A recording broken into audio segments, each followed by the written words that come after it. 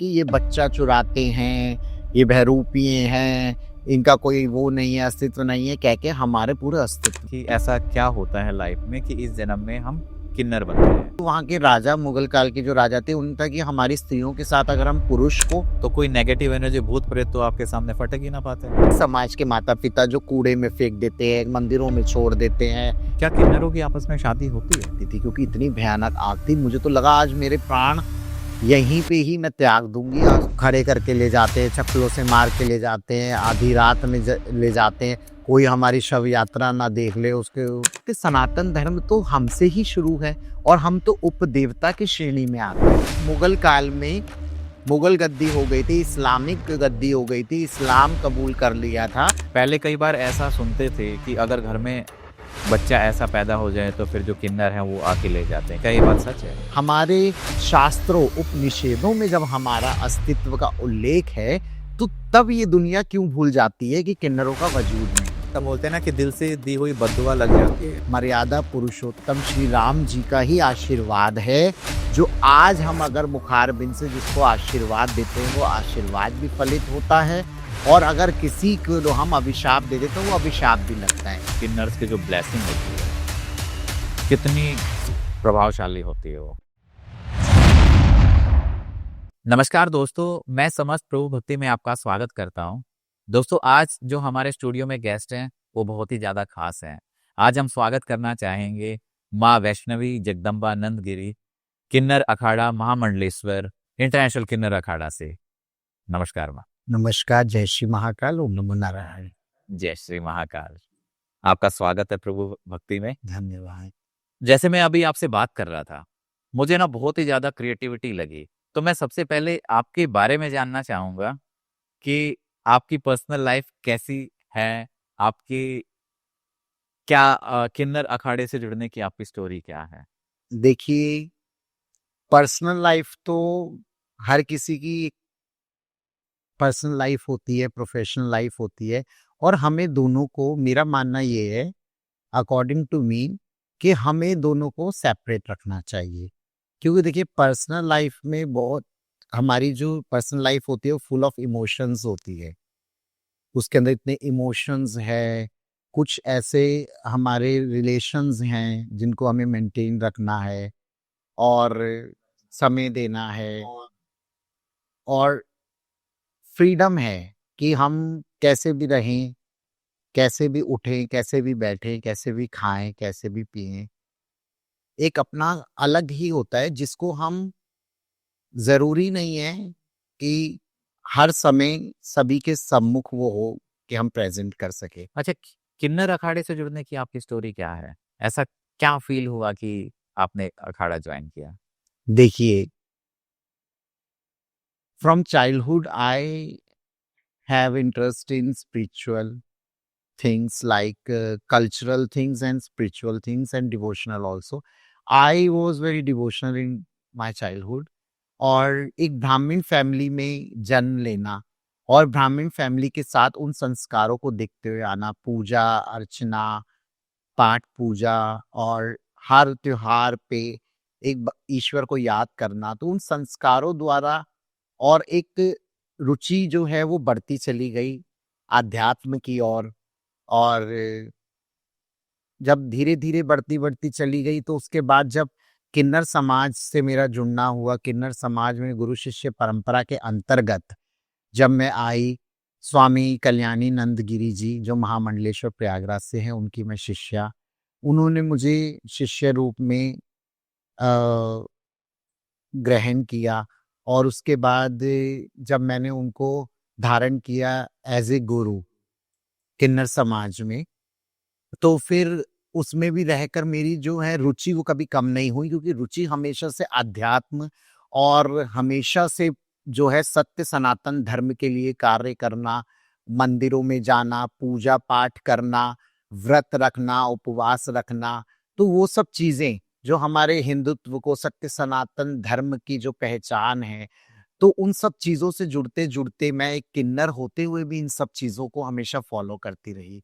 और फिर जब 2027 में किन्नर अखाड़े 2017 में जब किन्नर अखाड़े का जो है नींव रखी गई। उसके बाद 2019 का जब कुंभ हुआ, तो उसके बाद जब हमारे, मैं दंडवत प्रणाम करूंगी हमारे आचार्य महामंडलेश्वर स्वामी लक्ष्मी नारायण त्रिपाठी जी, जिन्होंने सत्य सनातन धर्म की ध्वजा को लहराने के लक्ष्य के साथ इस किन्नर अखाड़े का गठन किया। और मैं बहुत भाग्यशाली महसूस करती हूँ अपने आप को कि मुझे धर्म की गद्दी के लिए मेरी गुरु माँ स्वामी कल्याणी नंदगिरी जी की आज्ञानुसार और विनती करने पर हमारे आचार्य महामंडलेश्वर स्वामी लक्ष्मी नारायण त्रिपाठी जी ने मुझे महामंडलेश्वर के पद से पूरे विधि विधान से पट्टाभिषेक पिंडदान के उपरांत धर्म की गद्दी पे बैठाया। और आज मैं आप सब के सम्मुख यहाँ उपस्थित हूँ एक धर्म की गद्दी पे, महामंडलेश्वर के पद से पूरी सुशोभित।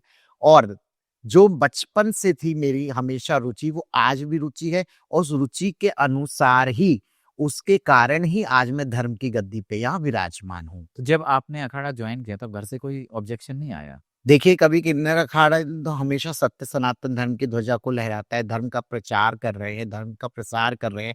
और जो लोगों के अंदर कहते हैं ना, एक जो लोग नैरो माइंडेड थे, जो एक लोगों की जो आ, हमारे समाज को देखने की जो दृष्टिकोण था, वो बिल्कुल अलग था। वो सम्मान नहीं था, वो एक हमारे अस्तित्व, उनकी नजर में कोई उसका महत्व नहीं था। लेकिन जब किन्नर अखाड़े का गठन हुआ और किन्नर अखाड़े में जब किन्नरों ने धर्म की गद्दी पे जब स्थान लिया, तो आज वही लोग जो आलोचना करते थे, जो निंदा करते थे, जो अलग अलग शब्दों से संबोधित करते थे, आज वो माँ कह के, माता जी कह के, महाराज जी कह के, स्वामी जी कह के हम लोगों से आशीर्वाद लेते हैं। तो लोगों का दृष्टिकोण भी देखो कितना बदलाव आया, और लोग आज उसके महत्व को भी समझ रहे हैं। और हमने सत्य सनातन धर्म के अंदर हमारा क्या अस्तित्व है, इस चीज की लोगों में पहचान कराई, इस चीज में लोगों को जागरूक करा, और लोगों को ज्ञान, लोगों तक जो लोगों के अंदर वो ज्ञान नहीं था कि सतयुग से लेकर त्रेता युग द्वापर युग में भी किन्नरों का हमेशा अस्तित्व रहा है। चाहे वो शिखंडनी के स्वरूप में रहा हो, चाहे वो ब्रहलल्ला के स्वरूप में रहा हो, चाहे वो मोहिनी अवतार रहा हो जो समुद्र मंथन के टाइम पे भगवान विष्णु ने लिया। तो जब हमारा अस्तित्व हमारे धर्म धर्म ग्रंथों, हमारे शास्त्रों, उपनिषेदों में जब हमारा अस्तित्व का उल्लेख है, तो तब ये दुनिया क्यों भूल जाती है कि किन्नरों का वजूद नहीं है। तो सत्य सनातन धर्म तो हमसे ही शुरू है, और हम तो उपदेवता की श्रेणी में आते हैं। हमारे सत्य सनातन धर्म में इस चीज का उल्लेख है कि हम उपदेवता की श्रेणी में आते हैं। यक्ष, गंधर्व, किन्नर, साधु, संत, सन्यासी, अप्सराएं। हम लोग कहते हैं कि जो सन्यासी हैं, जो साधु हैं, उनसे भी ऊपर किन्नरों का स्थान आता है, क्योंकि हम भगवान शिव के प्रमुख गुण, जो हमारे अंदर गुण है, जो भगवान शिव महादेव, देवादिदेव महादेव ने जो रूप दिखाया अर्धनारीश्वर का, शिव और शक्ति, तो शिव और शक्ति जो है वो हम ही लोगों का ही तो रूप है, जो आज भी धरती पे हैं, हम एग्जिस्ट करते हैं, जो लोग नहीं समझते थे। पर अब लोगों, हाँ, जो अर्धनारीश्वर जो रूप, अर्धनारीश्वर का जो स्वरूप है, जो महादेव के प्रमुख गण हैं हम, और हम उपदेवता की श्रेणी में आते हैं। तो तब लोगों के अंदर जब लोग जागरूक हुए, लोगों को इस महत्व का पता लगा, तो आज उसके आप देख ही रहे हैं कि लोग कितना सम्मान भी दे रहे हैं, और लोग उस चीज को, उस महत्व को समझ भी रहे हैं। तो जैसे इष्ट देव बोले जाते हैं, जो किन्नर जो समाज है उसके जो इष्ट देव भगवान शिव हैं। जी, किन्नरों के भगवान जो हमारे इष्ट है, वो देवादिदेव महादेव अर्धनारीश्वर हैं। और हमारी जो देवी है, जो पूजते हैं, वो बहुचरा माँ है। आप थोड़ा सा अगर उनके बारे में बताएं। बहुचरा माँ को मुर्गा माई भी बोलते हैं, उनका वाहन मुर्गा है, और उनको किन्नर समाज की तो देवी माना ही जाता है। लेकिन हमारे मुख्य धारा समाज में भी बहुत से लोग उनको पूजते, कईयों की गुजरात में उनका मंदिर है, गुजरात में बहुत से लोगों की कुल देवी के रूप में भी उनको पूजा जाता है। तो ये सात्विक तरीके से उनकी पूजा होती है, तामसिक? देखिए, सात्विक तरीके से ही उनको फल का भोग लगाया जाता है, और फल से, पुष्प से, और सात्विक भोजन के द्वारा ही उनको भोग लगाया जाता है। और जो उनका जो परंपरा है, और जो उनके पूजा अर्चना करने की जो प्रकृति है वो सात्विक तौर पर ही है, तामसिक रूप से तो नहीं पूजा जाता है, वो देवी सात्विक रूप से ही पूजती हैं। तो जब किन्नर अखाड़ा जो आपने ज्वाइन किया, अ, ऐसी समाज में क्या ज़रूरत हुई कि अभी 2017 में किन्नर अखाड़ा बनना चाहिए? उससे पहले क्यों नहीं और अभी क्यों? ऐसा क्या हुआ? देखिए, जब मुगल काल था, तो मुगल काल में हम लोगों का तब अस्तित्व नहीं था। हमें शरण किसने दी? मुगल काल में जो मुस्लिम संप्रदाय जो था, वहाँ का जो मुस्लिम लोग थे, मुगल्स ने हमें एक श्रेय दिया, एक रहने का स्थान दिया। उन्होंने हमें हरम में रखा, अपनी रानियों के साथ। और किन्नर, we are very productive people, तो हमारी प्रोडक्टिविटी का उन्होंने यूज किया। मतलब हम लोग, उन्हें पता है, उनको इस चीज का ज्ञान था कि इनको हम नर के रूप में भी यूज कर सकते हैं और नारी की तरीके से भी। तो देखिए, नारी की जैसे प्रतिभाएं हम लोगों के अंदर थी, उनकी रानियों की साज सज्जा करना, मेकअप करना, नृत्य गायन वादन की शिक्षा देना, या उसको अपनी कला को प्रस्तुत करके उनके मन को बहलाना रानियों की। और उनको हमसे सुरक्षित भी महसूस करती थी वो, क्योंकि जो वहाँ के राजा, मुगल काल के जो राजा थे, उन था कि हमारी स्त्रियों के साथ अगर हम पुरुष को रखते हैं, सैनिकों को, तो उनको असुरक्षित वो महसूस करते थे कि इनको सुरक्षा, इनके साथ हम, हमारी रानियां सेफ है। और जब उनको गुप्तचर के रूप में और युद्ध में जब आवश्यकता पड़ती थी, तब भी वो हमारा एक पुरुष तत्व को यूज करते थे, और स्त्री तत्व हरम में रानियों के साथ यूज होता था, तो वो हमारा उपयोग करते थे। लेकिन जब ब्रिटिशर्स आए, ब्रिटिशर्स को जब पता लगा कि बहुत ही ये तो कैसे भी किसी भी तरीके का रूप ले लेते हैं, और ये तो कुछ भी कार्य करेंगे, तो क्या नाम है, चाहे पुरुष तत्व का हो चाहे स्त्री तत्व का हो, और ये हम देश में जो अपना साम्राज्य स्थापित करना चाह रहे हैं, तो उसके लिए भी ये हमारे लिए बीच में एक मतलब कि ऑब्स्टेकल्स या उस तरीके से वो होगा कि ये हमारा जो है आलोचना करेंगे, हमारी निंदा करेंगे, हमारी जो भी चीजें होंगी उसका विरोध करेंगे। जो भी हम काम करें उसमें विरोध बाधा बन जाएंगे या विरोध, हाँ, बाधा बनेंगे। तो इसीलिए उन्होंने हमें क्या करा कि ये बच्चा चुराते हैं, ये बहरूपी हैं, इनका कोई वो नहीं है, अस्तित्व नहीं है, कह के हमारे पूरे अस्तित्व को ही खत्म कर दिया। 377 एक्ट लगा दिया गया। ये नेगेटिव पब्लिसिटी मार्केटिंग हुई। बिल्कुल, वो ब्रिटिशर्स ने ऐसा करा ना, हमारी पूरी जो हमारी छवि थी उसको बिगाड़ा, हमारे अस्तित्व को खत्म करा। लेकिन जब अब धीरे-धीरे जब नालसा जजमेंट आता है, हमारे नालसा जजमेंट 2014 में जब आया, जब हमें ये अधिकार मिला, जब हमें ऑन पेपर एक थर्ड जेंडर का कॉलम का अधिकार मिला कि we belongs to third gender community, और हमें एक थर्ड जेंडर की कैटेगरी में जब एक अधिकार मिल गया, कि पहले क्या था कि कहीं पे जाओ, अ, ये बॉयज की लाइन है, ये मेंस का है, ये वुमेन्स का है, ये लेडी का है, तो ना वो लोग भी कंफ्यूज कि ये आप पुरुष में जाएं कि आप स्त्री में जाएं लाइन में। तो अब थर्ड जेंडर का कॉलम है। अब हम चाहे कोई भी चीज हो, हर फैसिलिटीज और हम जगह ऑन डॉक्यूमेंटेशन, हम अपने आप को अपने अस्तित्व के अनुसार अपने आप को रिकॉग्नाइज करते हैं और लोगों को बताते हैं कि yes, we are third gender. तो हमें एक अधिकार मिल गया थर्ड जेंडर का, और जब थर्ड जेंडर का एक अस्तित्व हो गया, जो लोग हमें मनुष्य ही नहीं समझते थे, जो हमारे ऊपर इतनी सारी लोगों ने, कहते हैं ना कि इतनी शब्दों से संबोधित करा, इतनी गलत गलत मिथ्याएं फैलाई समाज ने हमारे समाज के प्रति, इस मुख्यधारा समाज में, तो तब उस चीज का अस्तित्व और उस चीज का अधिकार हमें नालसा जजमेंट के आने से जब मिला, तब हमें ये चीज का हमें एक, मतलब कहते हैं, महसूस हुआ कि यस, कि हम भी मनुष्य हैं, हम भी इस धरती पे हैं, और हम भी इंसान हैं। हमारे अंदर भी ममता, करुणा, वो पूरे नवरस है जो हर एक मनुष्य के अंदर होते हैं। तब हमारी आचार्य महामंडलेश्वर स्वामी लक्ष्मी नारायण त्रिपाठी जी और उनके साथ मिलके अन्य जितने भी हमारे गुरुजन या पदाधिकारी किन्नर अखाड़े के रहे, तब उन्होंने ये चीज का प्लान करा कि किन्नर अखाड़े का गठन किया जाए, क्योंकि किन्नर अखाड़े हमारा वजूद, हमारा अस्तित्व तो धर्म ग्रंथों में भी उल्लेख है कि वो कहाँ से, सतयुग से चलता आ रहा है। तब हमने कहा कि अब हमें अधिकार है, हम धर्म के क्षेत्र में भी जाएं और जो हमारी जो गद्दी, जो मुगल काल में मुगल गद्दी हो गई थी, इस्लामिक गद्दी हो गई थी, इस्लाम कबूल कर लिया था, तो जो बच्चे अपने हिंदू धर्म में वापस आके अपने सत्य सनातन धर्म की ध्वजा को लहराना चाहते हैं, वो वापस आके अपने धर्म की गद्दी पे विराजमान हो, अपने धर्म के क्षेत्र पे आए और यहाँ से अपने धर्म का प्रचार करे, प्रसार करे, लोगों को जागरूक करे और लोगों में भक्ति जगाए। तो तब इस पर्पस को लेके किन्नर अखाड़े का गठन किया गया। 2017 में हुआ। 2017 में ऑन डॉक्यूमेंटेशंस और ये सब चीजें हुई। पहला कुंभ हमने 2019 में पूर्ण रूप से सफलतापूर्वक किया।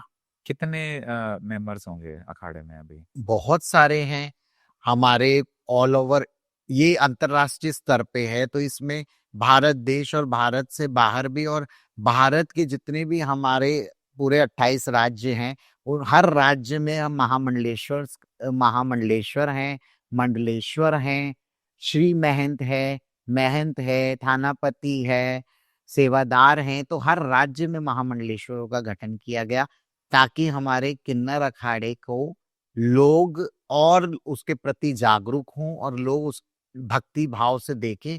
और हम लोगों का जो हमारे आचार्य जी ने जो महामंडलेश्वर पद से हमें गद्दी पे बिठाया, तो उनका मेन लक्ष्य यही है कि ताकि इस मुख्य धारा समाज पे किन्नर समाज की महत्वता को लोग समझें और उनके अंदर श्रद्धा भावना हो और वो आशीर्वाद प्राप्त कर सकें।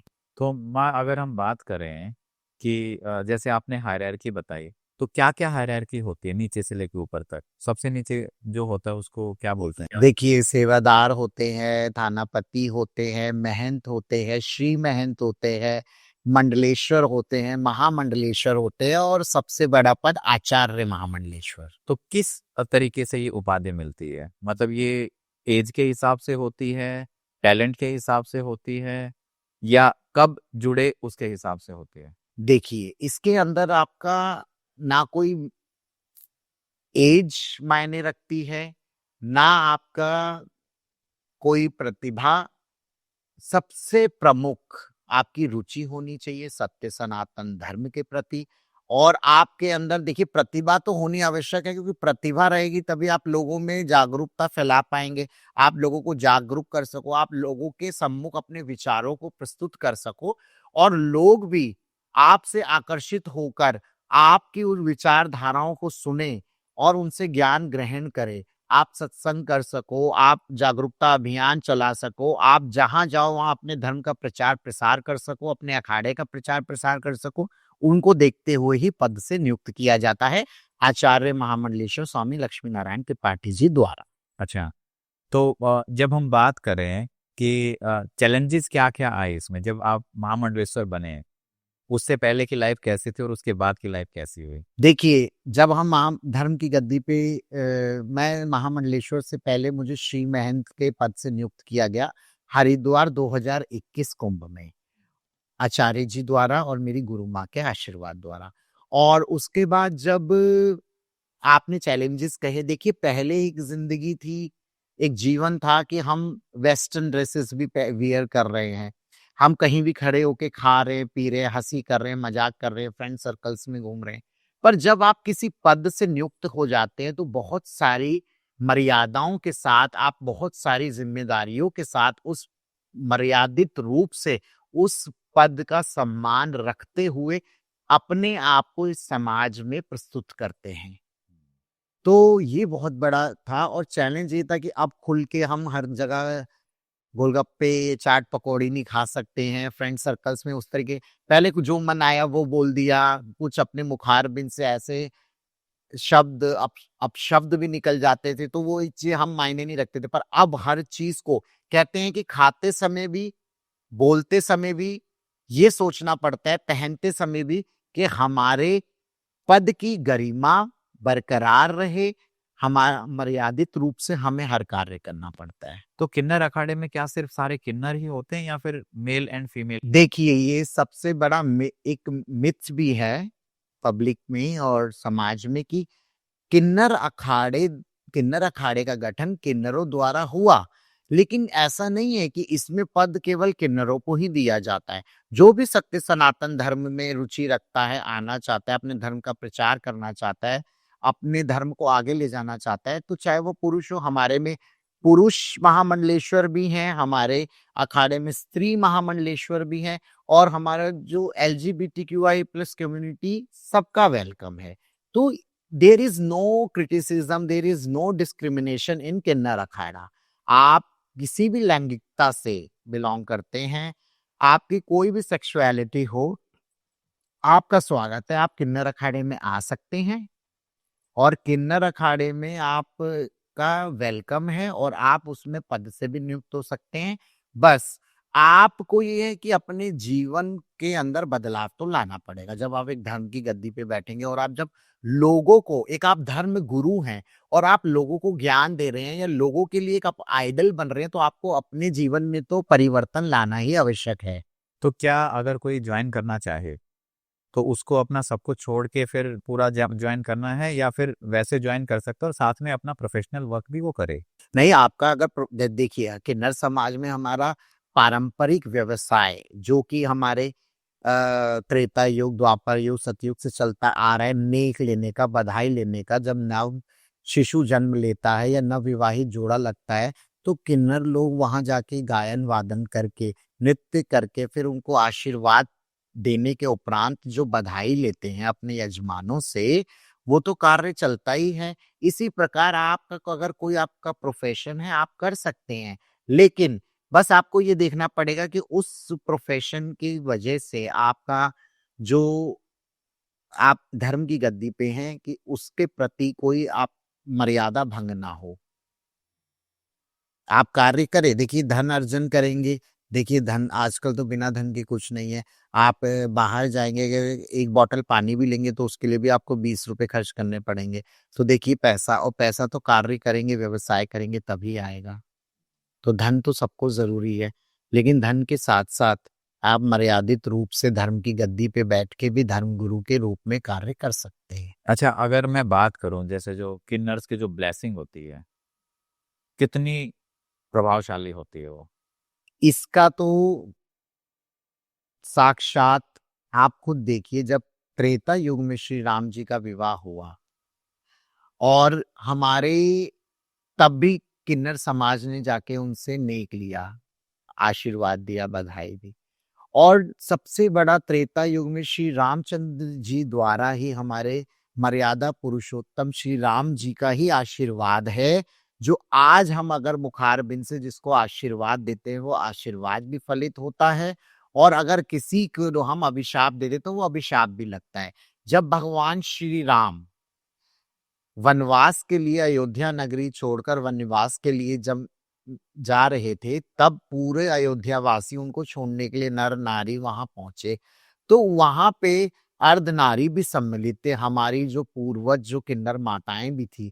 और जब उन्होंने बोला कि अब मैं निकल रहा हूं, आप सब लोग अपने अपनी जगह सभी नर नारी प्रस्थान करिए अपने घर के लिए, तो उन्होंने कहा कि प्रभु ने तो आज्ञा दी है नर और नारी जाइए, पर हम तो अर्धनारी हैं, तो हम क्या करें? तो प्रभु ने आज्ञा नहीं दी, तो हम यहीं प्रतीक्षा करेंगे।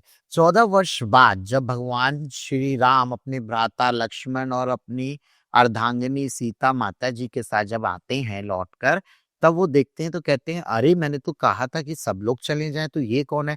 तो पूछते हैं कि माताएं, हमने तो आपको सबको जाने के लिए कहा था कि प्रस्थान करिए, आप यहाँ कर रहे हैं। तो उन्होंने बताया, प्रभु आपने तो कहा था नर और नारी प्रस्थान करिए, पर हम तो अर्धनारी हैं और हम तो किन्नर माताएं हैं। तो तब उन्होंने कहा कि आपने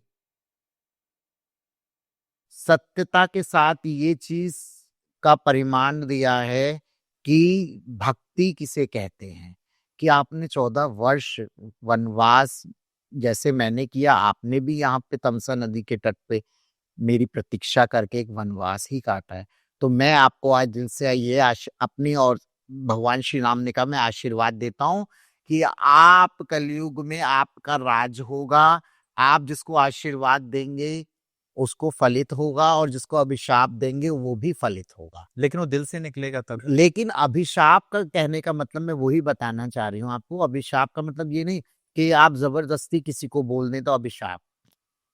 जब आप किसी भी कहते हैं ना कि कमजोर व्यक्ति को या किसी भी मनुष्य का दिल दुखाते हैं, उसका शोषण करते हैं, उसके दिल को आहत पहुंचती है, पीड़ा पहुंचती है, तो उसके दिल से निकली हुई जो शब्द होते हैं वही अभिशाप का रूप लेते हैं और अभिशाप का रूप वो लगता है। अगर आप हमारे मन को दुखाओगे, हमें परेशान करोगे, हमें पीड़ा होगी और पीड़ा हो के दुखित हो के जो हम आपको शब्द निकालेंगे, आपके लिए जो मुखारबिंद से जो वाक्य निकलेंगे वो सच होंगे, वही अभिशाप रूप में आपको लगेगा। पर ऐसे नहीं कि हमने अपने मुंह से बोल दिया तो आपको अभिशाप लग गया।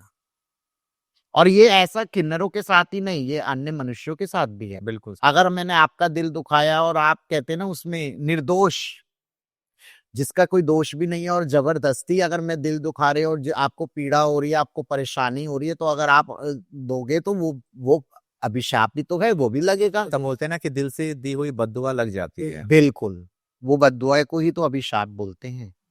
अच्छा, पास्ट लाइफ क्या रही होगी किन्नर्स की? किन्नर्स की पास्ट लाइफ, किन्नर अखाड़े से पहले। हाँ, मतलब मेरा पर्पस वही था कि ऐसा क्या होता है लाइफ में कि इस जन्म में हम किन्नर बनते हैं। देखिए ये कुछ नहीं है, ये भ्रांतियां हैं। ये बहुत सी भ्रांतियां फैलाई गई है, ये मिथ्स है कि कोई आपने कोई बुरे कर्म करे होंगे जो किन्नर का जन्म मिला, या कुछ ऐसे माता पिता ने करा होगा जो किन्नर का जन्म लिया, ऐसा कुछ नहीं होता है। लॉजिकली मैं आपको बताऊंगी जो सत्यता है, जो सच्चाई है, वो एक बायोलॉजिकल डिफेक्ट होता है। देखिए कुछ बच्चे जन्म लेते हैं जिनके फिजिकल पार्ट्स जो है, रिप्रोडक्टिव ऑर्गन्स जो हैं वो विकसित नहीं होते हैं। कई बार ऐसे होते हैं वो पूर्ण रूप से विकसित नहीं होते हैं, डेवलप नहीं होते हैं, या कुछ उसके अंदर कमी होती है, या कई बार ऐसा होता है कि आपके फीमेल्स और मेल्स दोनों हार्मोन्स या दोनों ऑर्गन्स एक ही बच्चे के अंदर पाए जाते हैं, तो वो तो फिजिकली हो गया।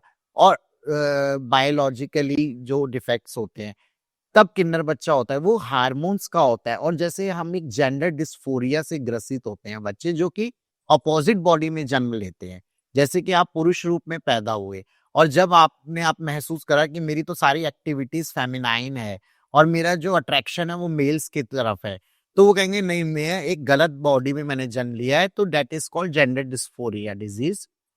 और उसको हम सर्जरीज के थ्रू, साइंस ने तो अब इतना डेवलपमेंट हो गया है कि सर्जरीज के थ्रू आप अपनी बॉडी को चेंज करके अपने पूर्ण रूप में, पूर्ण अस्तित्व में आ सकते हैं। तो ऐसा कोई नहीं है, ये एक हार्मोनल डिफेक्ट्स कह लो, बायोलॉजिकली प्रॉब्लम होती है कि बच्चे पैदा होते हैं तो कुछ ऐसी चीजें निकल आती। पहले कई बार ऐसा सुनते थे कि अगर घर में बच्चा ऐसा पैदा हो जाए तो फिर जो किन्नर है वो आके ले जाते हैं। क्या ये बात सच है? देखिए ऐसा कुछ नहीं है। देखिए जबरदस्ती नहीं होते, जब तक माता पिता ना चाहे कोई जबरदस्ती किन्नर समाज किसी बच्चे को नहीं ले जाता। हाँ, देखो किन्नर बच्चा माँ की ममता है, माता-पिता अगर रखना चाहते हैं तो हम तो चाहते ही हैं कि बच्चों का पालन-पोषण हो, वो अपने परिवार में रहे, उनका अच्छे से बचपन बीते, वो प्रेम, वो प्यार, वो स्नेह मिले, वो संस्कार मिले जो अन्य बच्चों को मिलता है।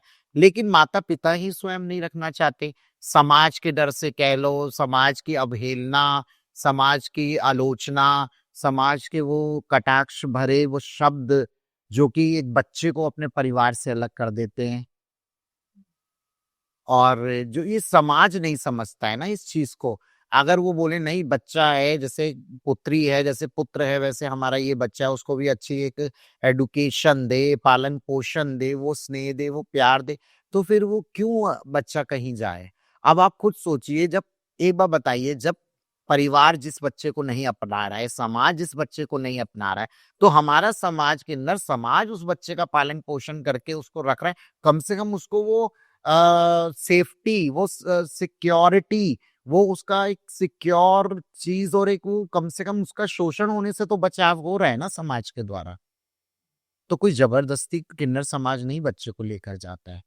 वो इस यही समाज के माता-पिता जो कूड़े में फेंक देते हैं, मंदिरों में छोड़ देते हैं, बच्चे का पालन-पोषण नहीं करना चाहते, नदियों में बहा देते हैं, पता लगता है वो किन्नर बचा तो किन्नर समाज के पास आता है। स कई लोग बताते हैं कि ऐसे-ऐसे देखिए बच्चा वो है तो फिर उसका पालन तो जब वो बच्चा आता है आपके पास में तो उसका पालन पोषण कैसे होता है? क्या कोई ऐसी पूरा नॉर्मल तरीके से होता है। नहीं मतलब कोई ऐसी संस्था है या आप में से ही कोई उसको देखिए संस्था तो ऐसा नहीं, कई किन्नर लोगों ने अडॉप्ट कर लेते हैं उसको? हमारे समाज में संस्था बनाई है, लेकिन कोई किन्नर बच्चों के लिए कोई संस्था नहीं है। देखिए किन्नर समाज में तो हर पूरे भारतवर्ष में, पूरे भारत देश के अंदर हर राज्य में, हर जगह किन्नर समाज है, किन्नर समाज का क्षेत्र है, किन्नर समाज के मुखिया है। तो हर किसी का एक निवास है जिसको डेरा कहते हैं किन्नर हम लैंग्वेज में। डेरे के अंदर वही बच्चों को साथ रखना, वहीं पालन-पोषण होता है। अच्छा वही होता है। आप काफ़ी वेल एजुकेटेड हैं, तो आपकी एजुकेशन जर्नी कैसी रही? अच्छी रही, मेरे माता-पिता ने मेरी एजुकेशन पूर्ण करवाई और मैं बहुत-बहुत भाग्यशाली, सौभाग्यशाली महसूस करती हूँ। मैं कहती हूँ कि किन्नर होना तो मेरा भाग्य है, लेकिन ऐसे परिवार को पाना, ऐसे गुरुजनों को पाना, ऐसे मित्रगणों को पाना, ये मेरा सौभाग्य है। और ऐसे मेरे श्रद्धालुगण, मेरे बच्चे, मेरा मैं सबको परिवार मानती हूँ। पर ये हर स्टेज पे और हर सर्कमस्टांसेस में उनका प्रयोग किया जाता है। जब मित्रगणों की आवश्यकता है, जब मित्रगण, जब श्रद्धालुगणों की, शिष्यों की आवश्यकता है, जब शिष्यगण, जब गुरुजनों की आवश्यकता है, गुरुजन, जब माता-पिता की। तो माता-पिता ने मुझे बचपन से ही मेरी जो है शिक्षा के प्रति बहुत रुझान था, रुचि थी और मैंने ये चीज़ सोची थी, समस्त जी की देखिए, शिक्षा अवश्य ग्रहण कर रही है, चाहे कोई भी परिस्थिति आए, शिक्षा नहीं छोड़नी क्योंकि श बचपन से मैंने सुना था कि आपसे धन कोई भी लूट लेगा, आपके आभूषण ले लेंगे, वस्त्र ले लेंगे, सब चीज़ ले लेंगे, लेकिन जो ज्ञान है, जो शिक्षा है, उसको कोई नहीं चुरा सकता है। और ज्ञान जितना आप बाँटोगे उतना बढ़ेगा और वो बढ़ेगा और आपको और ज्ञान मिलेगा।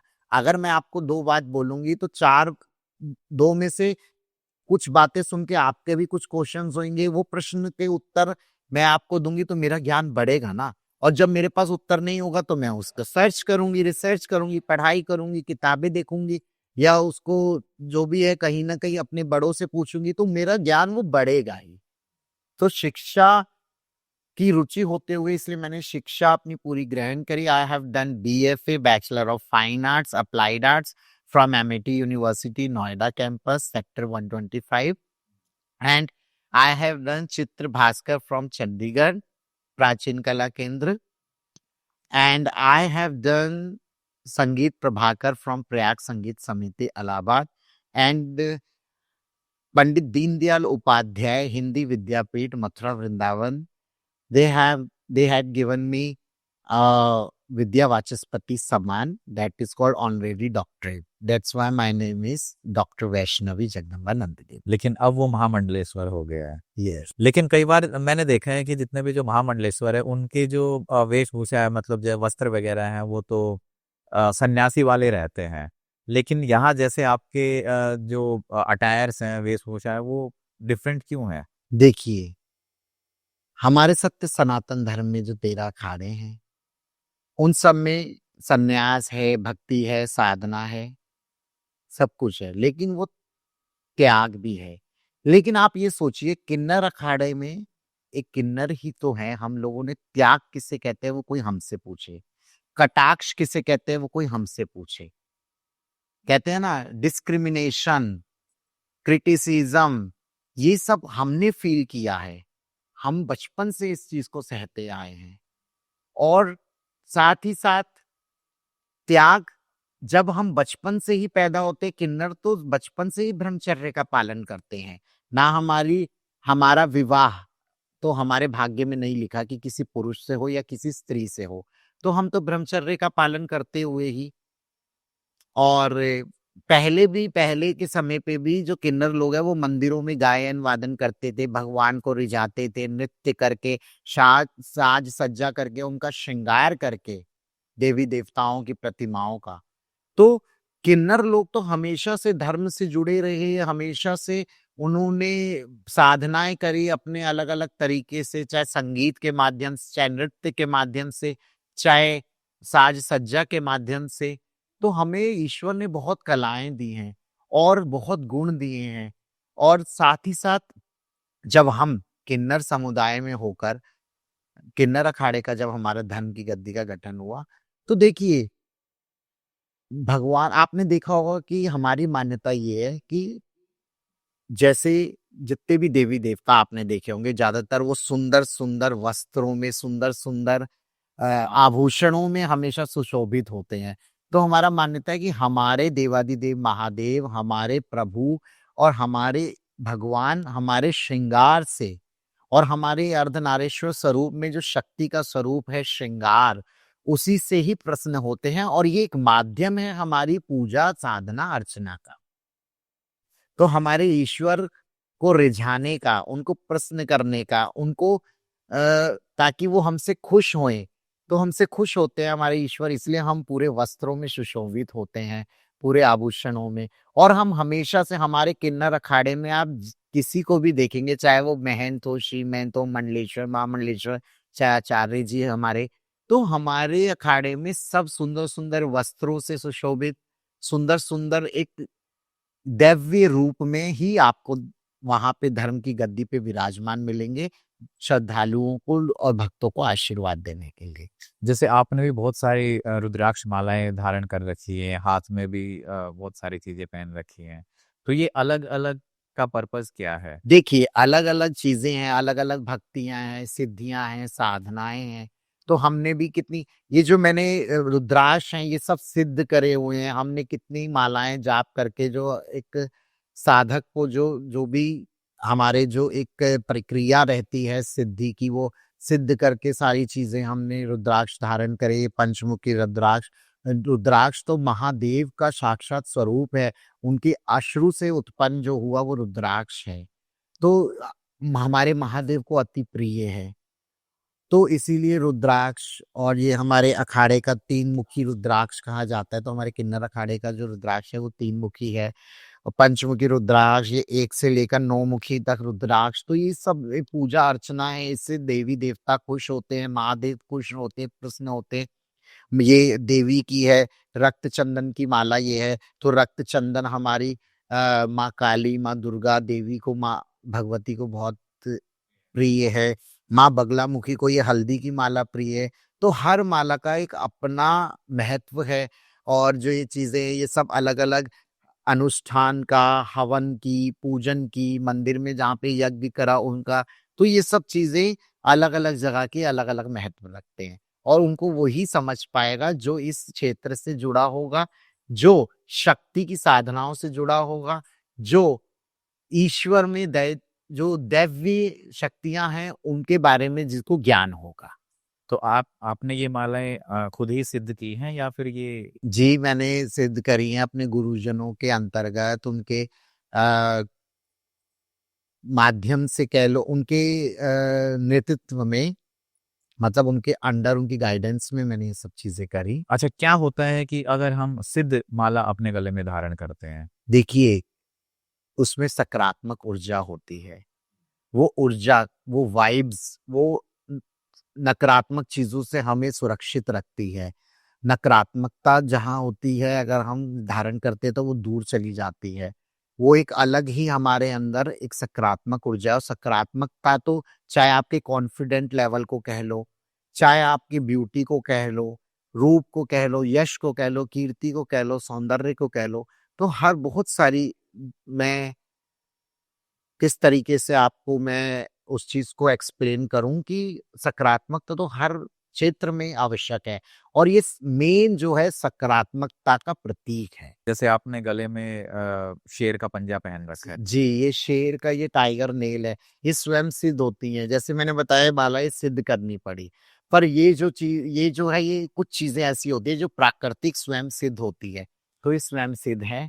और माँ देवी का वाहन है हमारी सच्चिदानंद स्वरूपा, जगन माता कामेश्वरी, ललिता त्रिपुर सुंदरी, राजराजेश्वरी माँ भगवती को अति प्रिय है। और तो आप तो इतनी सारी ऊर्जाएं लेके चल रहे हैं, तो कोई नेगेटिव एनर्जी भूत प्रेत तो आपके सामने फटक ही ना पाते होंगे। किन्नरों के आगे वैसे भी कोई नेगेटिविटी नहीं चलती, क्योंकि नेगेटिविटी का पॉजिटिविटी तो हमारी जो मेन पहचान है वो है ताली। और जब किन्नर लोग कहीं जाते तो आपने देखा होगा वो ताली बजाते, वो ताली बजाते ही नेगेटिविटी सारी दूर हो जाती है। और ये हमारी पहचान भी है, ये हमारी एक परंपरा भी चलती आई है और एक हमारी आइडेंटिफिकेशन भी है कि yes we belong to kinnar community, और ये एक पॉजिटिविटी का ही साइन है। तो कभी किसी किन्नर को कोई किन्नर कभी पजेस हुआ ही नहीं है भूत प्रेत से, या ऐसा हो सकता है? मेरी नॉलेज में तो अभी तक तो है, बहुत मुश्किल है। बहुत कम। अच्छा, आपका कुंभ का एक्सपीरियंस कैसा रहा? बहुत अच्छा। संगम नगरी, तीर्थराज प्रयाग, माँ गंगा, माँ यमुना, माँ सरस्वती की गोद में स्नान करना, और सबसे बड़ी मुख्य बात है कि 144 वर्षों बाद वो योग बनना और उसमें स्नान करना, ये तो बहुत ही बड़ा सौभाग्य का प्रतीक है। और हम बहुत सौभाग्यशाली अपने आप को मैंने महसूस किया कि मैंने वहां जाके उस समय और स्नान किया। क्या आपने लाइफ में कभी मिरेकल देखे हैं? बहुत सारे मिरेकल देखे हैं, और खुद से रिलेटेड या फिर दूसरों से रिलेटेड? खुद से भी रिलेटेड देखे हैं और दूसरों से भी देखे हैं। किस टाइप के से? जैसे जैसे मैंने कोई चीज कभी माँ भगवती को साक्षी मान के कोई मनोकामना अपनी रखी, या कोई चीज, या कई लोगों ने उस चीज को कहा ऐसा नहीं हो सकता, ऐसा नहीं हो सकता, ऐसा नहीं हो सकता, और मैंने ईश्वर पे पूर्ण विश्वास करा, तो वो रास्ते अपने आप बने, वो अपने आप मार्ग बना, जैसे ईश्वर ने स्वयं बुलाया हो। अभी मैं आपको एक चीज बताती हूँ कि मैंने एक माँ भगवती का पैर में धागा बांधा हुआ था, मतलब उनके नाम से धागा था मेरे पैर में पूजा का। तो मेरे साथ एक ट्रेजेडी हुई। When I was a devotional performer, तो मैं परफॉर्मेंस कर रही थी, और वो परफॉर्मेंस थी मेरी मध्य प्रदेश में। तो वहां मैं जब परफॉर्मेंस कर रही थी तो स्टेज पे आग लग गई थी, और आग भी ऐसी लगी, एक एक्सीडेंट इतना भयानक हुआ, वो मिट्टी के तेल से आग लग गई, पेट्रोल से, और चारों तरफ आग आग, मैं बीच में, मैंने सबको धक्का दे दिया अपने सारे आर्टिस्ट को कि उतरो उतरो तुम लोग तो बचो, और मैं बीच में घिर गई। और जब मैं घिर गई तो पूरे मेरी चीज जो है, मेरे ड्रेस में आग लग गई, सब चीजों मैंने बचाया, कपड़े वगैरह मैंने फाड़े। उस टाइम पे देखो, जो इंसान कर सकता है वो करेगा। नहीं, ये तो लाइफ को देखना है ना, उस समय तो कोई शर्म कोई हया नहीं होती। तो मैंने वो करा, तो मैंने देखा कि मेरा पैर वहां से वहां तक जल गया, लेकिन जितनी जगह पे वो धागा था उसका वो एरिया छोड़ के पैर मेरा जला हुआ, नीचे से ऊपर से वो एरिया ही नहीं जला। ऐसा क्यों हुआ? वो देखो मान्यता थी, जो मैंने सोच के कहा था कि ये चीज वो हो, तो देखो उसमें आग ही नहीं लगी। मिरेकल। ये तो मुझे वो मिरेकल ही लगा, और मेरा जीवन भी बचा।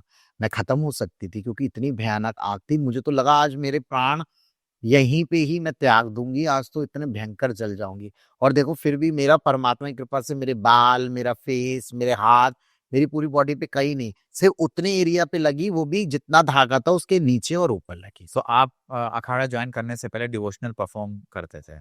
परफॉर्मर थी मैं, और आज भी हूँ। देखो कला मुझे क्या, मेरा मानना ये है कि कोई भी कला जो होती है, वो एक कलाकार जब होता है ना, इंसान बनता है, तो वो सिर्फ धरती पे आके पॉलिश करता है अपने आप को। पर जो कला है वो ईश्वर का दिया हुआ उपहार है। परमात्मा आपको वो उपहार स्वरूप ही देता है, और आप अगर उसको पहचान ले सही समय पे, और उसको पहचान के अपने स्किल्स को डेवलप करें, उसको ट्रेन करके पॉलिश करें, तब आप you will become a great and best and good artist in this world. तो कला में आप क्या क्या करते हैं? I'm an painter.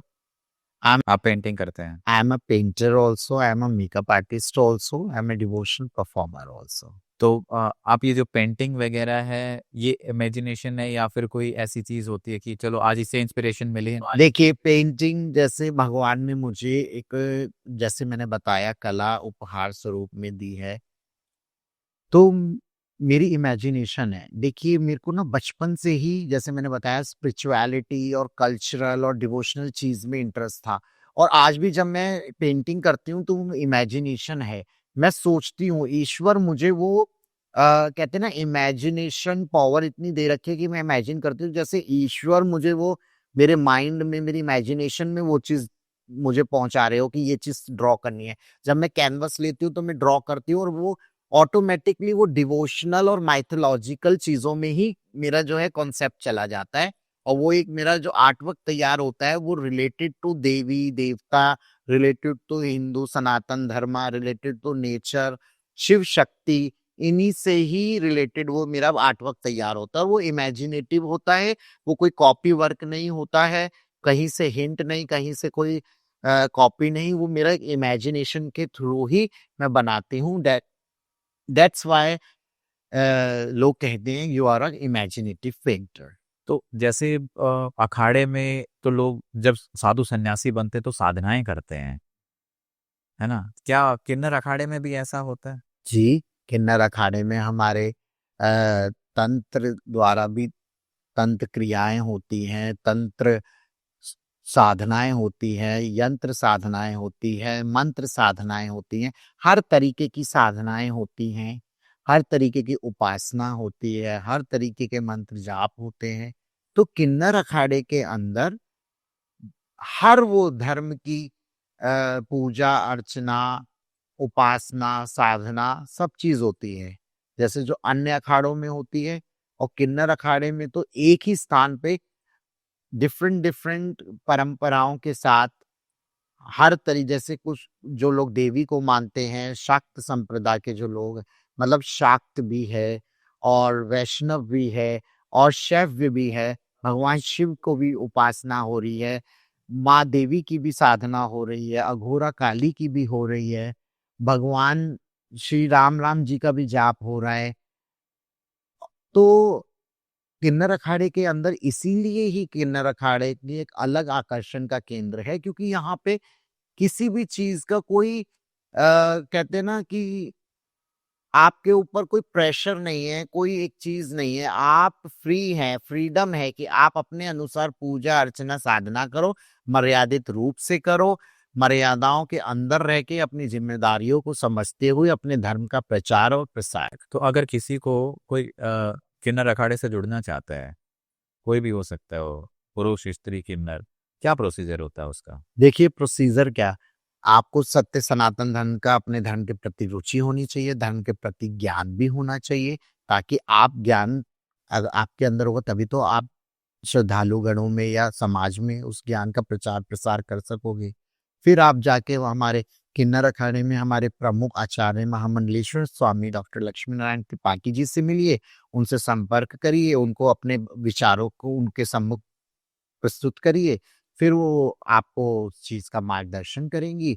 और आप, अगर आप उसके जो आपका ज्ञान है, जो आपकी प्रतिभा है, उसके अनुसार आपको फिर पद द्वारा नियुक्त किया जाएगा।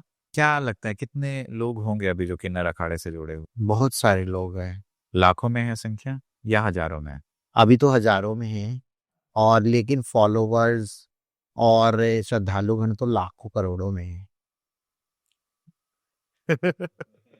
क्योंकि हमारा मानना ये है कि जब जिस हमने समाज में कभी वो स्नेह, वो सम्मान नहीं देखा, और आज वो सम्मान भी है, वो स्नेह भी है, वो प्रेम भी है, वो श्रद्धा भी है, तो हम तो अपने फॉलोवर्स के अंदर ही देखते हैं कि अगर वो हमें इतना प्रेम स्नेह सम्मान दे रहे हैं, तो समझो कि किन्नर अखाड़ा कहाँ से कहाँ तक पहुंच गया और कितने फॉलोवर्स। अच्छा, आउट ऑफ इंडिया किन्नर समाज को कैसे देखा जाता है, जो फॉरेनर्स लोग हैं? देखिए, तो जैसे कि फॉरेन कंट्रीज में भी हमारे धर्म के प्रति वहाँ भी मंदिर है, वहाँ भी पूजाएं होती हैं, वहाँ भी त्योहार मनाए जाते हैं। कितने सारे यहाँ भारतीय लोग भी वहाँ जाके जो रह रहे हैं। तो इसी प्रकार से किन्नर अखाड़े का भी वहाँ पे प्रचार प्रसार है। क्या कभी आप ऐसे लोगों से मिले हो जो फॉरेनर्स हैं और किन्नर हैं वो? फॉरेनर्स हैं और किन्नर हैं। हाँ, किन्नर तो कोई भी हो सकता है, इट डजंट मैटर कि वो इंडियन है या फिर हाँ। वहाँ देश की अलग प्रवृत्ति है, वहाँ पे आपको फुल क्या नाम है, आपको हीन भावना से नहीं देखते हैं।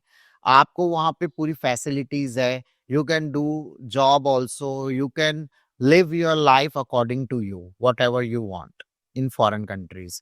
तो ट्रांसजेंडर्स का वहाँ पे तो ये है कि कोई किस डिस्क्रिमिनेशन, क्रिटिसिज़्म है ही नहीं। आप जॉब करो, आप किसी भी फील्ड में जाओ, आप लिविंग में रहो, तो वहाँ कुछ नहीं है। हमारे समाज में शुरू से किन्नरों के लिए ये सब चीज़ें रहीं, तो फिर थोड़ा सा क्रिटिसिज्म है। कटाक्ष, यस। क्या बदलाव हो सकता है आगे चल के? बदलाव जो अब हो रहा है लोगों के अंदर, अब यूथ भी है। अभी हमारे किन्नर अखाड़ा भी हमारा जो रिसेंटली अभी प्रयाग में जो महाकुंभ लगा, उसमें मैक्सिमम यूथ थे। जब हम वहाँ आशीर्वाद के लिए वहाँ उपस्थित थी, तो फिर वहाँ मैंने ये चीज़ देखी कि 100 में से 75% जो है यूथ, जो कॉलेज स्टूडेंट्स, स्कूल स्टूडेंट्स, वो सब आए, टीनेजर्स, जिनके अंदर वो सम्मान दिखा, वो श्रद्धा दिखी, वो भावना दिखी, वो भाव दिखे, जो उन्होंने हमसे प्यार से आशीर्वाद लिया, वो उनके अंदर श्रद्धा थी कि हमारी मनोकामनाएं पूर्ण हो जाए। तो लोग समझ रहे हैं इस चीज का। अभी लोग इस चीज को, इस हमारे किन्नर समाज के महत्व को और किन्नर अखाड़े के महत्व को काफी समझ रहे हैं। और समझते हुए ही आज हमें इस चीज की एक प्रसन्नता है कि लोग उस सम्मान की दृष्टि से हमें देख रहे हैं, जिस सम्मान के हम हमेशा प्यासे रहे, भूखे रहे। अच्छा, कई बार ऐसा बोला जाता है कि अगर कोई पुरुष साधनाएं करता है तो फलित होती हैं, लेकिन अगर कोई स्त्री साधना करती है तो बहुत जल्दी फलित होती है। और अगर किन्नर कोई साधना करता है तो कितना इफेक्टिव होता है वो? देखिए, मैं आपको बताना चाहूंगी, पुरुष साधना करे, साधना जो भी करता है सबकी फलित होती है। आप अगर पूरे मर्यादित रूप से और एक अपने, कहते हैं कि कॉन्सेंट्रेट करके और अपने लक्ष्य की ओर, अगर आपका लक्ष्य एक साधक बनना है और साधना करना है, तो आप उसको परिपूर्ण होंगे, चाहे पुरुष हो चाहे स्त्री हो। लेकिन किन्नरों की पूजा या किन्नरों की द्वारा की गई कोई भी पूजा, साधना, अर्चना, वो इसीलिए सफल भी होती है और कम समय में इसलिए सफल होती है क्योंकि हम तो उपदेवता की श्रेणी में आते हैं। देवताओं के बाद किन्नर समाज जो है वो उपदेवता की श्रेणी में आता है, और इसीलिए हमारी कनेक्टिविटी जो है वो परमात्मा से अन्य पुरुष और स्त्री के अनुसार हमारी ज्यादा है। क्यों? क्योंकि हम ब्रह्मचर्य का पालन करते हैं और शिव और शक्ति दोनों हम में सम्मिलित है। हमें पूर्ण कहा गया है, पूर्ण। लोग कहते हैं ना कि हमें अर्धनारी, पूर्ण, क्योंकि हम शिव और शक्ति दोनों का प्रतीक है।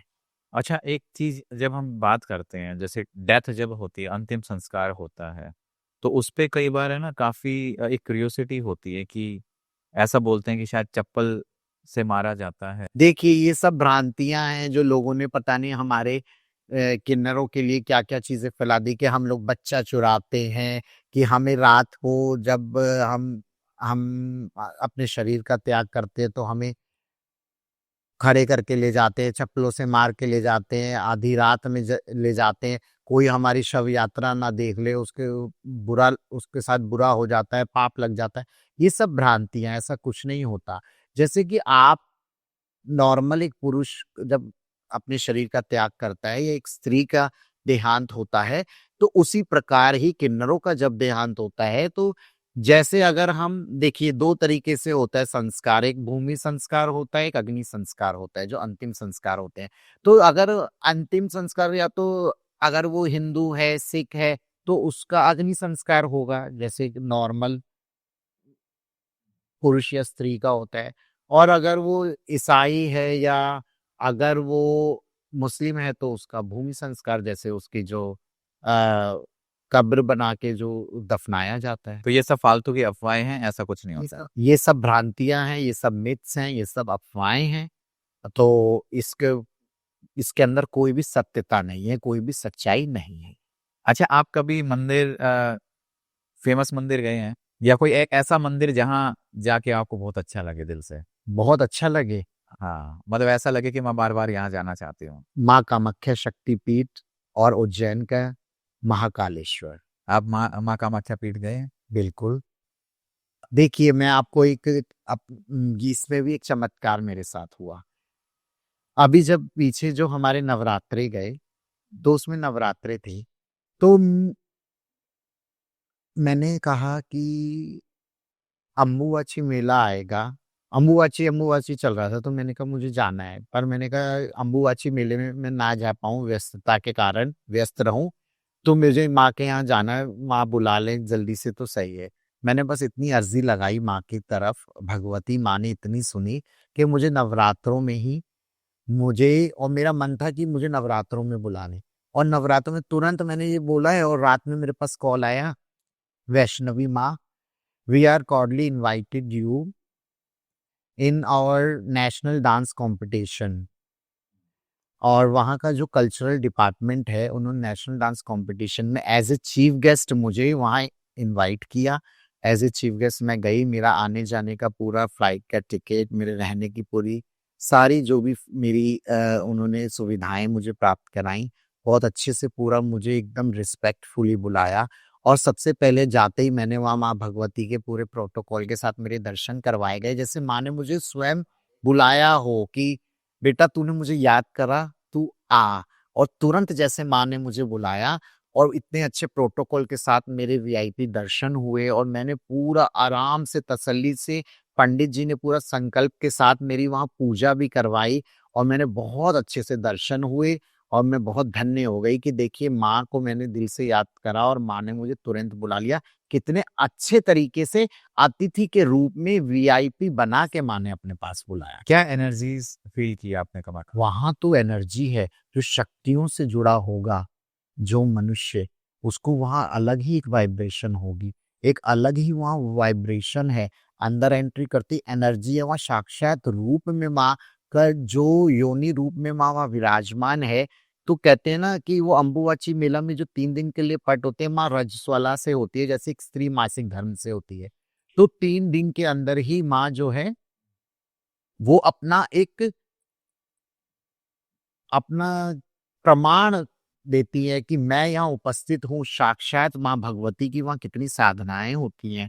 वहाँ तो साधक इसीलिए जाते हैं अपनी साधना करते, और साधना करने के लिए, और वहाँ देवी बहुत जल्दी सुनती भी है, और कहते हैं जी कि जो मनुष्य शक्तियों से जुड़ा होगा, जिस पे माँ की अनुकंपा होगी, जीवन में एक ना एक बार माँ उसको अपने स्थान पर कामाख्या देवी मंदिर के प्रांगण में अपना दर्शन देने के लिए अवश्य बुलाएगी। ज़रूर, ये मेरा मानना है, और ये 100% सच बात है, क्योंकि मैंने बहुत सी केस में बहुत सारे लोगों के अंदर वो चीज़ें देखी भी है कि जिनका कभी जाने का कोई ऐसा प्लान नहीं था या कुछ चीज़ नहीं थी, लेकिन माँ ने उनको बुलाया।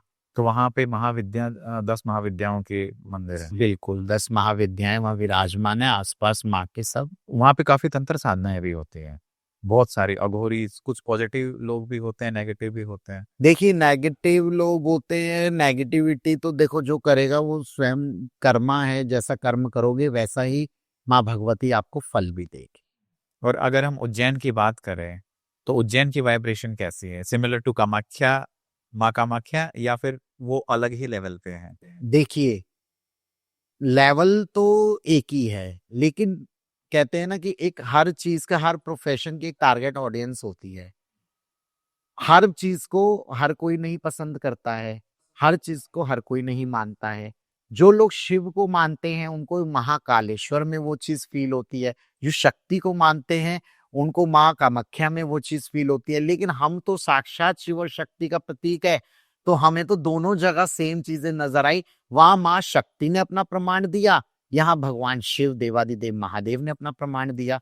और जब भस्म आरती होती है महाकाल की, तो एक अलग ही ऑरा, अलग ही पॉजिटिविटी, एकदम कहते हैं ना गूज़ बम्प्स जो आ जाते हैं, मतलब कि लगता है कि जैसे साक्षात बाबा विराजमान है। और वाक़ई में अभी मेरे साथ, मेरे को अभी इतनी मैं सौभाग्यशाली हूँ कि मैंने कहा सावन है, मुझे जब भी मैं परमात्मा को दिल से याद करती हूँ, परमात्मा बुला लेते हैं मुझे, चाहे वो शिव हो, चाहे वो शक्ति हो। तो मैंने कहा कि सावन जाता जा रहा है और मैं जलाभिषेक कर रही, रुद्राभिषेक कर रही। मैं कह रही कि बाबा आप अपने दर पे तो बुलाओ, इतना समय हो गया। तो मैं आज से 4-5 साल पहले महाकालेश्वर गई थी। अचानक से श्री महाकालेश्वर ट्रस्ट के जो पदाधिकारी है, चेतन मेरे बेटे, तो चेतन, पवन, यश मेरे शिष्य हैं। तो उन्होंने, बच्चों ने मुझे क्या ना, माँ चलो महाकालेश्वर चल रहे हैं। अचानक से प्लान, मैंने कहा अच्छा। दिन में प्लान बना, शाम को हम लोग चल दिए। हम वहां गए। तो सोचिए, मैंने सिर्फ 1-2 दिन पहले बाबा से ये चीज की प्रार्थना करी, और हरतालिका तीज, जो कि हरियाली तीज भी जिसको बोलते हैं, और उनके पीछे हमारे हिंदू धर्म ग्रंथ में ये कहानी है कि इसी दिन माँ पार्वती ने भगवान शिव को अपने पति रूप में पाने के लिए तपस्या करी थी, और इसी दिन भगवान शिव ने दर्शन देके उन्हें पत्नी स्वरूप में अपने आप को स्वीकारने का वरदान दिया कि ठीक है, मैं आपकी तपस्या से प्रसन्न हुआ और मैं आपसे विवाह करूंगा। और माँ पार्वती जब पत्नी रूप में उन्होंने उनको ग्रहण किया या स्वीकार किया, तो देखिए उस दिन मैंने बाबा महाकालेश्वर के दर्शन किए, माँ सती के दर्शन करिए। वहां से मुझे पूरा आशीर्वाद, वहां के जो महंत जी, वहां के पुजारियों ने मुझे इतना सम्मान दिया, पूरे अच्छे से दर्शन हुए।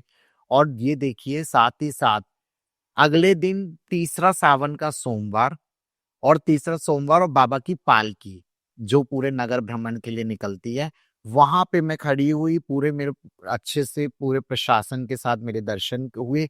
और जैसी पालकी गई, सब कह रहे माँ रुकती नहीं है, 1 सेकंड नहीं रुकेगी, एकदम भीड़ है, निकल जाएगी। तो मेरे को भी लगा, मैंने कहा दूर से प्रणाम करेंगे। तो वहां पे पालकी जैसे ही रुकी, तो जैसी पालकी आई और मेरी तरफ देखी, तो जैसे एकदम रुक गई, आगे ही नहीं बढ़ी, और जैसे बाबा स्वयं रुक गए हों दर्शन देने के लिए, और अलग ही वाइब्रेशन। और फिर वहां के जो पुजारी लोग थे, जो पंडे लोग जो लेकर जाते हैं वहां पे सवारी को, तो उन्होंने बोला रुको रुको सवारी माता जी, पहले आप अच्छे से दर्शन कर लीजिए, फिर हम आगे सब लेके जाएंगे पालकी। देखिए कितना बड़ा सौभाग्य, जैसे महादेव स्वयं रुक गए महाकालेश्वर बाबा दर्शन देने के लिए, और इतने अच्छे से दर्शन दिए। और एक अंकित पोरवाल जी वहां पे थे, जिनका शॉप थी पूजा पाठ सामग्री की, तो उन्होंने मुझे दिया कि माताजी अपने हाथ से आप ये बाबा को चढ़ाना रुद्राक्ष की माला। मैंने रुद्राक्ष की माला दी, और तुरंत पंडित जी ने उनके गले में डाली, जैसे भोलेनाथ ने स्वयं तुरंत माला को स्वीकार कर ली। तो ये सब चमत्कार है जो मेरे साथ होते हैं, धार्मिक स्थलों पे होते हैं, जो प्रमाण देते हैं प्रभु कि मैं तेरे साथ हूँ, तुम्हें आशीर्वाद देता हूँ। तो देखिए, कहते हैं ना, आपने सुना होगा कि लोग कहते हैं वैष्णो देवी जाएं या कोई महाकालेश्वर की, बाबा बुलाएं, बाबा की आज्ञा होगी, मर्जी होगी, तब हम जाएंगे। माता रानी जब बुलावा आएगा तब हम जाएंगे। तो मुझे तो मेरे प्रभु बहुत प्यार करते हैं, चाहे वो शक्ति के रूप में हो, चाहे शिव के रूप में हो, तो मुझे बुलाते हैं और मैं दर्शन करती रहती हूँ। तो मेरे साथ तो बहुत सारे ऐसी इंसिडेंट हुए हैं जो कि, जिनको मैं कहती हूँ कि प्रभु है। जो लोग नास्तिक लोग, जिनके अंदर जो नहीं इन चीज का महत्व है, या जो नहीं मानते हैं धर्म को या ईश्वर को, तो ये प्रमाण है। जैसे कि ज्वाला जी हैं, आज भी वो देखिए एक ज्वाला के रूप में, एक ज्योति के रूप में आज भी प्रकट है। अकबर ने नहर छुड़वा दी, राजा अकबर ने लोहे के तवे बिछवा दिए कि ताकि बुझ जाए, नहर पूरी छोड़ दी कि जल से वो बुझ जाए, पानी से बुझे, नहीं बुझी। आज भी उज्जैन में काल भैरव है, जहां मदिरा पान कराते, वो सेवन करते, प्रसाद रूप में मदिरा का पान करते हैं। और लोगों ने कितनी इन्वेस्टिगेशन कर ली कि टैंक होगा, यहाँ इकट्ठा होता होगा, वहां कुछ भी नहीं मिला। तो ईश्वर है इस धरती पे, और वो स्वयं कहते हैं कि जैसा कर्म करोगे वैसा वो आपको फल देंगे। आप कर्मा में बिलीव करते हो? बिल्कुल, मैं कर्मा में इसलिए बिलीव करती हूँ जी, ये मैं अनुभवी हूँ, I am experienced for these things, कि if you are doing positive things, if you are doing good activities, social work, तो वो डेफिनेटली आपको ब्लेसिंग्स रूप में, या ऐसे सर्कमस्टांसेस में आपके वो, आप जब स्टक हो जाओगे, तो ऐसी एक ईश्वर रूप में एक वो माध्यम, मीडिएटर बन के आपके सामने आएगा कि जो आपने कर्म करा होगा वो आपको सॉल्यूशन देगा, उस डिफिकल्टी से आपको निकालेगा। लेकिन अगर आप किसी के लिए कहते हैं ना, if you are doing bad activities या ऐसी कोई चीजें जो दूसरों को दुख पहुंचाए या दूसरों के लिए गलत हो, नकारात्मकता की तरफ आप कोई कार्य करें, कोई ऐसा कर्म करे, तो वो कर्मा जो है वो वापस आपके साथ आता है और आप ही के साथ वो परिस्थिति आती है और वो ही परिस्थिति तब आपको ज्ञात करवाती है कि आपने भी ऐसा करा था कर्म जो आज आपको ही भुगतना पड़ रहा है। आपको पहले से लगा था कि आप सन्यासी बनोगे? मुझे ये तो पता था कि मैं धर्म में आगे रहूंगी, क्योंकि धर्म में रुचि है, पूजा पाठ करूंगी, मंदिर, उपासना, आराधना, ये सब चीजें भगवान से रिलेटेड पूजा चीजें ही मेरे को पता था कि ये तो जीवन भर चलेगी, क्योंकि मुझे रुचि है, वो कभी नहीं हट सकती। लेकिन धर्म की गद्दी पे आऊंगी, ये मेरा सौभाग्य है। इसके लिए मैं ईश्वर सर्वप्रथम, फिर मेरे माता पिता जिन्होंने जन्म दिया, फिर उसके बाद मेरे गुरुजन, और फिर हमारे अखाड़े की आचार्य जी, तो मैं इन सब का दिल से धन्यवाद करती हूँ। तो आपका अचानक से मन हुआ या फिर आप इन सब लोगों को पहले से जानते थे? देखिए, मैं अपनी गुरु माँ स्वामी कल्याणी नंद गिरी जी की शिष्या हूँ, और वो प्रयागराज में मैं रही। मैंने वहाँ पारंपरिक व्यवसाय अपने क्षेत्र को वहाँ पे अपनी गुरु के नेतृत्व में संभाला, और वहाँ पारंपरिक जो बधाई का कार्य होता है वो किया। उसके बाद जब किन्नर अखाड़े में, जब किन्नर अखाड़े से हम पता लगा कि किन्नर अखाड़े का गठन हुआ है, तब हमारे आचार्य जी जो हैं वो मेरी नानी जी भी लगती हैं, क्योंकि मेरी गुरु माँ को उन्होंने बेटी बनाया है। हमारे किन्नर समाज में तो हमारे ऐसे ही संबंध और रिश्ते बनते हैं। तो उन्होंने भी फिर कहा कि मेरी गुरु माँ को भी महामंडलेश्वर बनाया, और फिर मेरी गुरु माँ ने ही मुझे महामंडलेश्वर के पद से नियुक्त करने के लिए उनसे आग्रह किया, और आचार्य जी ने, नानी जी ने मुझे महामंडलेश्वर बनाया। क्या किन्नरों की आपस में शादी होती है? आपस में नहीं, मतलब शादी होती है कभी? किन्नरों की शादी नहीं होती है, किन्नरों के सुहाग उनकी गुरु होती है। हमारा सुहाग जो है, हम जो मांग में सिंदूर भरते या पैर में बिछुए पहनते, तो हमारा एक तरीके से जो विवाहित जीवन वो अपने गुरु के लिए होता है। लेकिन ये जो लोग कहते हैं पुरुष से शादी कर लेना, आपके जीवन में एक सपोर्टिव मेंबर हो सकता है, कोई कोऑपरेटिव मेंबर हो सकता है, एक अच्छा फ्रेंड हो सकता है, लेकिन पति किन्नरों के भाग्य में कोई पति या कोई पत्नी नहीं है। किन्नर तो बने ही धर्म के लिए है, बने ही अपने धर्म का प्रचार प्रसार करने के लिए और ब्रह्मचर्य का पालन करने के लिए। ठीक है, इस पॉडकास्ट को फिर यहीं एंड करते हैं। उम्मीद है दोस्तों आपको ये पॉडकास्ट अच्छा लगा होगा। अगर आपके कोई भी सुझाव हैं तो हमें कमेंट्स में बताइएगा। तब तक बने रहिए इस वीडियो में हमारे साथ। जय श्री महाकाल।